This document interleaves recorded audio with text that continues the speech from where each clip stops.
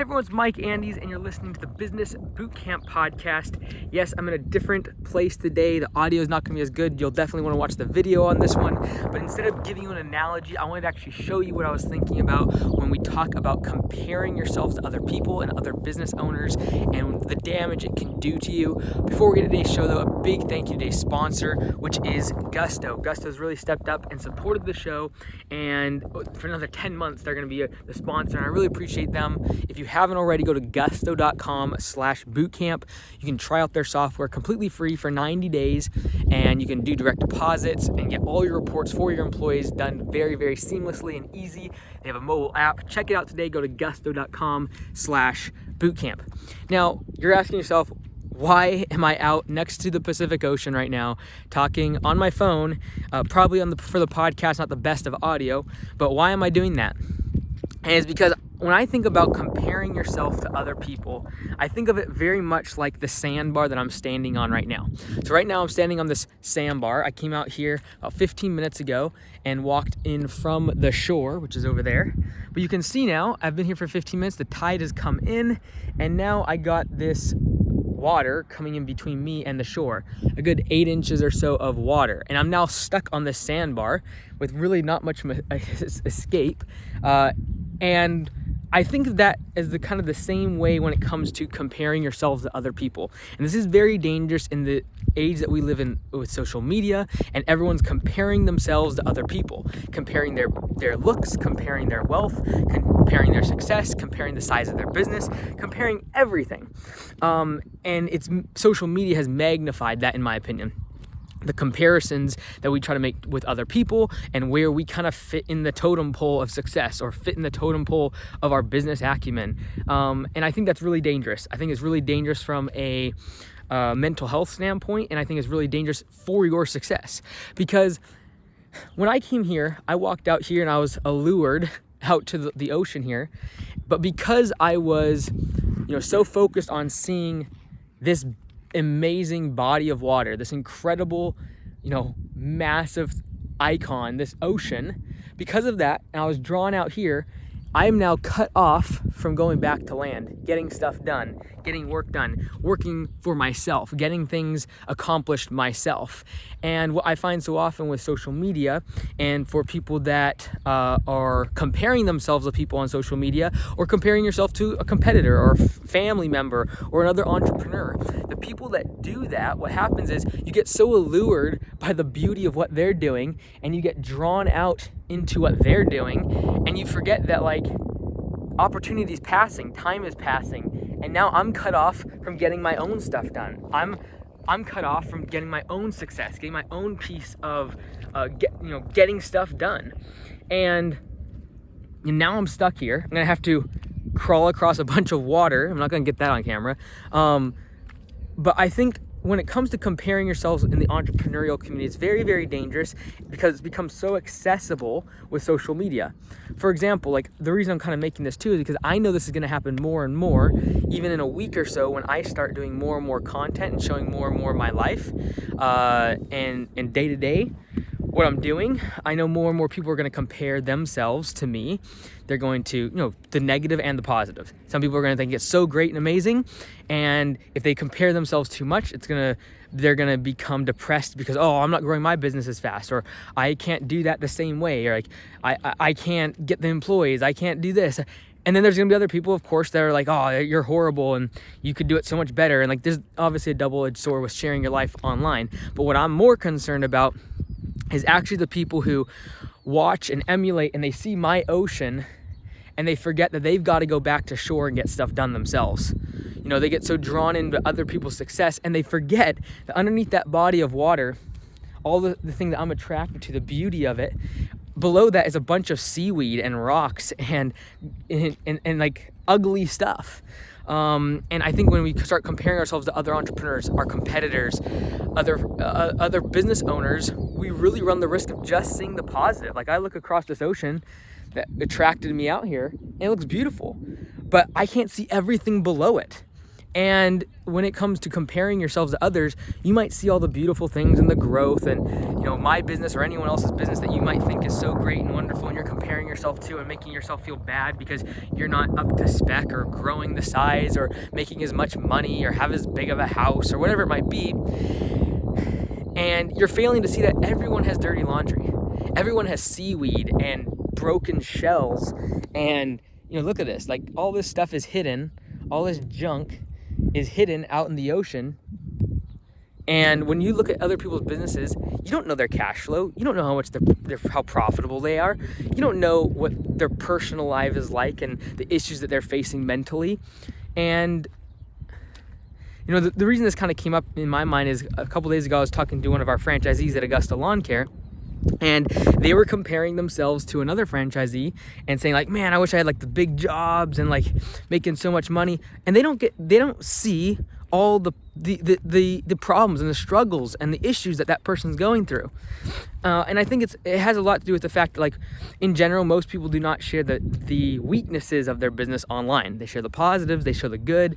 And I've seen it time and time again, even the landscaping community, as I've become more involved with those that are online, showing all the good stuff that they're going through, their businesses and like the great marketing pieces and the big equipment and the big jobs they're getting. And they don't show they don't show what's underneath the surface. They don't show the long hours. They don't show the times when you can't make payroll. They don't show the times when you start second guessing yourself and making mistakes and you lose money. And so I just encourage you, don't compare yourselves to others. Don't get drawn into other people's successes so much so that it cuts you off from where you need to be. Where you should be out getting stuff done and chasing your own success, building it for yourself. And you've got to realize that everyone's motives and objectives and goals are different in life. Like, someone might be trying to be a billionaire. You better believe that they better be working 16 hours a day and going after every opportunity and just killing it. But if that's not your goal, don't compare yourself to that. Don't compare. If you want to have work-life balance and a family, you should not be trying to outwork the guy that's out there working 16 hours a day trying to become a billionaire. You got to realize that your goals are aligned differently, and that your work schedule and the size of your business and the growth and your profitability is going to be a completely different trajectory and a completely different lifestyle. So this is kind of inspired by two things. Number one, like I said, seeing people compare themselves to other people without knowing what's actually going on down underneath, below all the water, in the business of that person that is their competitor, their friend, their family member, the other entrepreneur that they look up to or think is so great.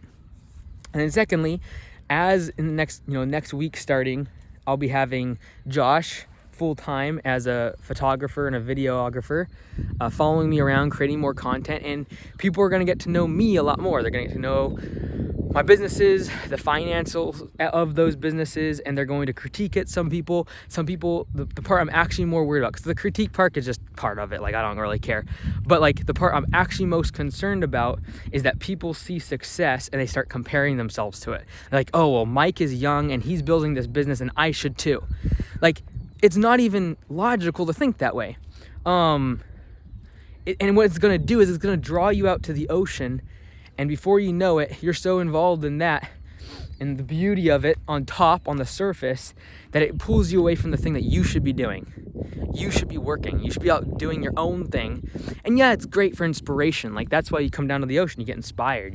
You'll see far away. And for me, I like going to the ocean simply due to the fact that I can look across the ocean. I can see way, way out in the distance. And it almost as a cognitive thing to start thinking about the future and looking into the future of the businesses and all that sort of thing. This is why I love to think out next to an ocean or across a mountain range out in the Pacific Northwest here. And that's what I hope to do when I do share more about my businesses and share what I'm doing more on a day-to-day level and showing more behind the scenes of my life, is that you can be inspired. You can look across the ocean, you can see the good things, you can be like, man, that's inspiring, that's awesome. But then go back and do your thing. Do you. There's no one else that can do you the way you do.